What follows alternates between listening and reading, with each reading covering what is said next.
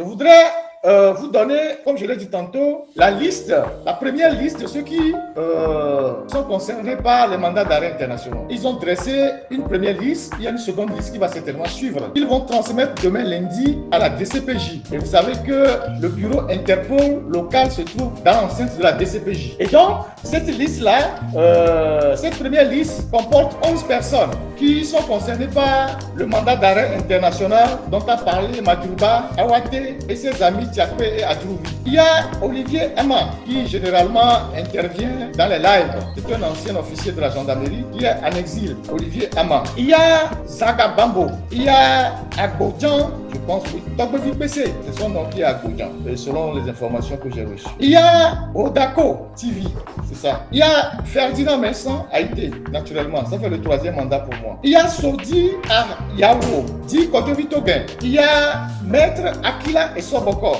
c'est un ancien ministre togolais en exil. Il y a Kofi Yamnan, c'est un Togolais qui est aussi en France. Il y a Mpetre Nda Marc, voilà le nom qu'on m'a envoyé. Mpetre Nda Marc. Il y a Mathieu Nyasimbe, je pense que ça fait. Il y a Date Fafadi Benissan, je pense que c'est Raoul Leblanc. Donc ça c'est la liste des 11 personnes que j'ai pu recueillir de mes sources qui sera déposée demain à la DCPJ à des fins d'être introduit dans le système de Interpol. Et mes sources disent que c'est la première vague. C'est la première vague. Donc ça veut dire qu'il y aura une deuxième vague. Et je pense qu'ils sont en train de faire un travail avec la documentation pour avoir l'identité réelle des gens. Parce que la plupart qui sont sur les réseaux sociaux ont des surnoms. Donc voilà ce que j'ai voulu partager avec vous comme information. Donc moi, en tant que Ferdinand, ça fait le 3e mandat d'arrêt. Je pense que c'est Olivier Ama et moi qui sommes les champions dans cette histoire-là. Ça fait le 3e mandat d'arrêt. Donc moi, je monte en grade et je vais devenir le major du groupe. Donc voilà. Donc je répète, il y a Zaka Bambo, Dr. PC, Petre Ndamar, Dr. Fafadi, Benissan Raoul, Olivier Ama, Akila Essoboko, Kofi Yamyan, Odako TV, Sodi Yao, Kote Vitogen, Ferdinand Haïté, Mathieu Nyasimbe. Alors, en attendant d'avoir la deuxième liste, la dernière fois, il y a les avocats qui sont montés dans le live de nos compatriotes pour expliquer les conditionnalités de l'application des mandats d'arrêt. Outre ce travail pédagogique que les avocats ont eu à faire, je voudrais inviter tous ceux qui sont en Afrique à faire très attention. Parce que l'Afrique, c'est des États voyous. Les États africains ne respectent aucune convention qu'ils signent. La preuve, on a un collègue et ami qui est béninois. Je suis membre avec lui de Frontline Defenders avec sa femme, qui était réfugié au Togo depuis 7 ans. Il s'appelle Hugues Koma Sosoupel. Il a été attiré dans un traquenard en Côte d'Ivoire. On l'a invité pour une conférence et il s'est rendu en Côte d'Ivoire alors qu'il est réfugié, donc protégé par des conventions internationales. Il a été arrêté à Abidjan et extradé rapidement au Bénin, sans aucune forme de procédure. Donc, nous sommes sur son dossier depuis 2 jours. On a alerté tous nos réseaux. J'ai parlé avec son épouse, des amis de Frontline et tout ça.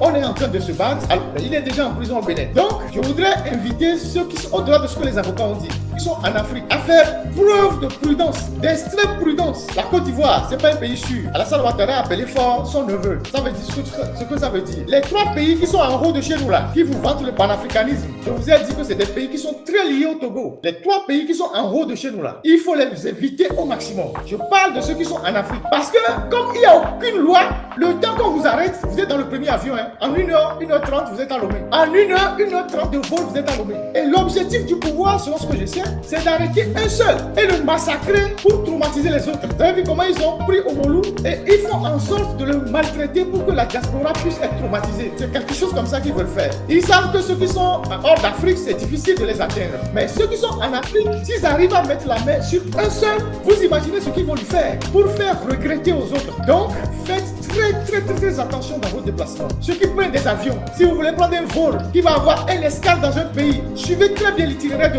vol. Si vous prenez même un vol comme Askai et vous passez en escale au Togo, on vous sort de l'avion Lomé. Parce que tous les données de ceux qui sont dans l'avion sont déjà communiquées aux Togolais. Ceux qui prévoient d'aller dans les vacances en Afrique, trouver un autre pays, il y a plusieurs pays dans le monde. Donc, Voilà les conseils que moi je veux donner. Au-delà, parce que ma ou bon, mais bientôt bien taille. Ne y a que quoi voler le méa. Ne n'y a que on vit bien le méa. Fait que maintenant bien, mais maintenant imaginez. Peut-être que vous avez balak de Robert. Amé il a bien et tenakame. Amé il a bien et on a voir. Pourquoi c'est fini. Donc faites très attention. Moi, c'est des informations que je donne et je vous donne des conseils. Vous n'êtes pas libre de m'écouter. Vous êtes libre de faire ce que vous voulez. Donc si j'ai une deuxième liste, selon mes sources, je vous dirai. Donc voilà la première liste que j'ai obtenue, que j'ai tenu à partager avec vous. Autre chose, j'ai appris que pour les manifestations à venir, les casernes sont consignées. Toutes les casernes sont consignées depuis quelques jours. Et les militaires même sont nerveux parce qu'on les prive de leur liberté. Certains se plaignent. Et j'ai parlé avec des gens qui disent qu'on leur dit que bon, que le pouvoir peut tomber à tout moment. Donc il faut qu'ils soient sur le qui-vive. Ça veut dire que dans le camp du pouvoir, il n'y a pas la sérénité. D'ailleurs, le ministre de l'administration territoriale, comment il s'appelle déjà, pour revenir sur la question du mandat d'arrêt, au-delà de cette liste que j'ai donnée, en attendant la seconde liste, tous ceux qui sont sur les réseaux sociaux et qui sont à fond dans la dénonciation du régime, soyez très prudents. Si vous avez des visites, vous avez des choses à faire, renoncez. Vous allez à Lomé, au Togo, renoncez à tout ça pour le moment. Ne pensez pas qu'ils ne vous suivent pas. Ils ont toutes les informations, vos identités, tout. Donc, pour revenir sur la question des casernes, les militaires sont consignés parce que, selon certains avec qui j'ai échangé, on leur dit que le pouvoir peut tomber à tout moment. Et donc, voilà. Donc, ils sont là dans les casernes en attendant les manifestations du 16 et du 17. On verra ce que ça va donner. Ensuite, le colonel Awaté, c'est ça, non? Le ministre de l'administration territoriale. Le jeudi, donc je pense que c'est le mercredi qu'ils ont fait leur conférence de presse à l'hôtel Sorakawa. Et il a parlé sur Brut en disant, ouais, les actes que les gens ont posés relèvent du terreau, machin, et tout ça, que force restera la loi et que les élections auront lieu, quiconque osera, cela, machin.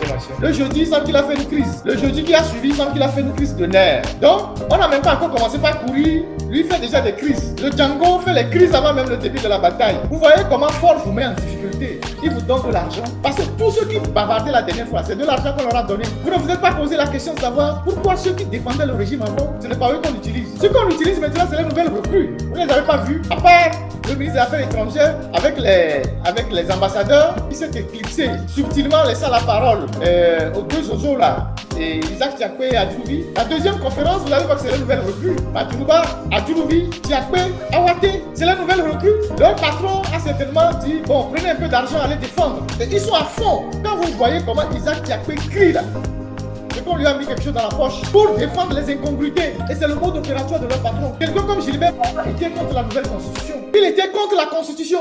Il était même contre le régime parlementaire. Il y a une vidéo on l'avait interviewé, il était contre le régime parlementaire. Comme son patron lui a donné un peu d'argent, parce qu'il a des dizaines de maîtresses à gérer à Bruxelles, Paris, à Genève, à Lomé. Dès qu'on lui a mis un peu d'argent, c'est lui qui sort. Il est offensif partout, il crie. Tous ces gens-là, c'est une bande d'hypocrites. Hypocrisie totale.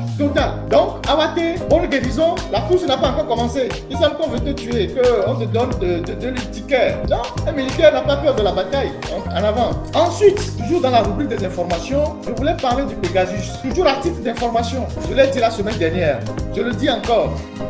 Les Israéliens qui s'occupent du Pegasus sont à Lomé. Ils sont à fond dans la surveillance numérique à Lomé. Et vous savez comment le Pegasus fonctionne? C'est un logiciel espion qu'on envoie sur ton téléphone. On infecte le téléphone. Et quand on infecte ton téléphone, ils ont la possibilité, si tu as 3, 4, 5 téléphones dans la même chambre, ils ont la possibilité d'écouter tous les téléphones si tu communiques avec. Et ils ont un système d'amplificateur qui leur permet même de monter le volume pour tout écouter.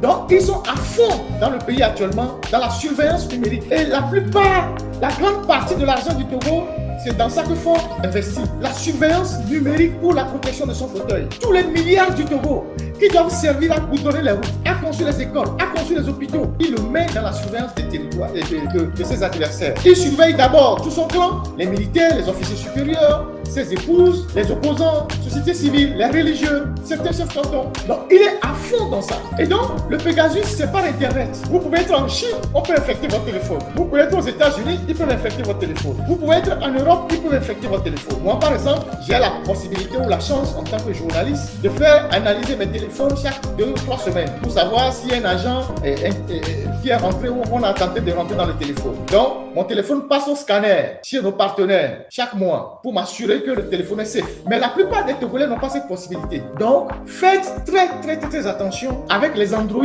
Il est plus utile pour certains, quand vous savez que vous êtes engagé, d'utiliser les téléphones 1, 2, 3 ou les anciens Motorola, c'est pas Motorola, comment ça s'appelle, le téléphone Nokia 3310 ou 33 quoi là. Moi-même j'avais 2 de ça. Avant c'est ce que Ford utilisait. Donc, si vous voulez faire des appels confidentiels, prenez un autre numéro, utilisez les téléphones 1, 2, 1 plus 1 ou 1, 2, 1 plus 1 ou 1, 2, 3. Vous savez que les renseignements, quand vous allez dans les commissariats, vous allez dans la brigade de sûreté, vous allez voir que tous les agents n'utilisent pas leur Android. Ils reçoivent les consignes sur les téléphones qui ne sont pas sur Android. Les téléphones ordinaires, 1 plus 1. Donc, ayez ces téléphones-là avec vous pour vos conversations les plus, je dirais, les plus confidentielles. Il y a toujours 1000 moyens de contourner la censure. Évitez, je sais pas, si vous avez plusieurs téléphones et que vous êtes dans votre chambre ou dans votre appartement et que vous avez l'impression que vous êtes une cible. Si vous voulez utiliser un autre Android, allez sur la terrasse, laissez le téléphone principal dans la chambre. Sortez avec le téléphone secondaire, restez sur la terrasse pour communiquer. Laissez le téléphone principal dans la chambre. Ils sont à fond dans la surveillance. Et le Togo, il met beaucoup d'argent. Fort, il met beaucoup d'argent. Donc, ils se sont délocalisés d'Israël. Ils sont actuellement à Lomé. Donc, c'est aussi une information. Et vous pouvez recourir à des tracts comme au bon vieux temps, si vous avez envie. Donc, tout ce qui est Internet, Android, il faut faire très attention. Vous savez que le Togo s'est équipé en beaucoup de matériel de surveillance. Vous avez les forces de sécurité, par exemple, qui ont des catcheurs. Vous savez ce qu'on appelle les catcheurs? Les catcheurs, c'est du matériel qui ressemble parfois à une caméra qu'on peut orienter sur une maison et on a toutes les informations qui se passent dans la maison. Ils ont ça. Ils ont aussi un système qu'on peut mettre dans un petit véhicule avec une petite antenne. Il passe dans un rayon donné, ça déverrouille tous les appareils qui sont connectés et ils collectent les informations. Ils ont acheté ça aussi. C'est juste un petit appareil qu'ils mettent dans un véhicule avec une petite antenne. Ils mettent ça dans un quartier, ça peut brouiller tout ce qui est dans le quartier et puis collecter des informations sur tous les appareils qui sont connectés. C'est dans ça qu'on met l'argent pour surveiller les Togolais. Quand on n'a pas d'argent pour faire les routes, quand on n'a pas d'argent pour construire les hôpitaux, quand il n'y a pas d'argent pour les bourses des étudiants, c'est là où Ford met l'argent pour son fauteuil. Aujourd'hui, malgré les milliards qu'il investit dans la surveillance, il est obligé d'aller chercher 38 milliards de francs CFA auprès du FMI. Pour 38 milliards qu'on peut trouver au port, qu'on peut trouver à la Lonato, qu'on peut trouver je ne sais où, à la SNPT, la banque et le FMI existe aujourd'hui, qu'on augmente le carburant, qu'on augmente le prix de l'eau, qu'on augmente le prix de l'électricité à cause de 38 milliards qu'on peut trouver en une semaine au tournant de l'Omé, qu'on peut trouver à la SNPT, qu'on peut trouver à la Lonato, qu'on peut trouver dans n'importe quelle société d'État. Pour 38 milliards, 60 millions de dollars, ou 60 combien là, et on est obligé de prendre des mesures antisociales alors qu'on peut lever les 38 milliards à l'intérieur du pays. Si on attrape 4 voleurs dans le Haut-Togo, on peut avoir les 38 milliards. On peut avoir les 38 milliards en arrêtant 4 voleurs au Togo. Mais on est obligé d'aller au FMI. Et le FMI nous pose comme conditionnalité qu'il faut privatiser l'UTB, il faut arrêter les subventions sur le carburant, donc augmentation des prix, il faut augmenter le prix de l'eau, il faut augmenter le prix de l'électricité. Pour 38 milliards, si ce n'est pas un pays en banqueroute, on va aller chercher 38 milliards chez le FMI. 38 milliards. Si ce n'est pas un pays en banqueroute, on ne parle pas de 200 milliards, de 500 milliards, de 400 milliards, de 1000 milliards. 38 milliards, même pas 40 milliards. Pour un pays qui a un port en eau profonde, qui a des minerais à ne pas finir, qui a des usines partout. Voilà ce que j'ai à dire dans la rubrique des informations.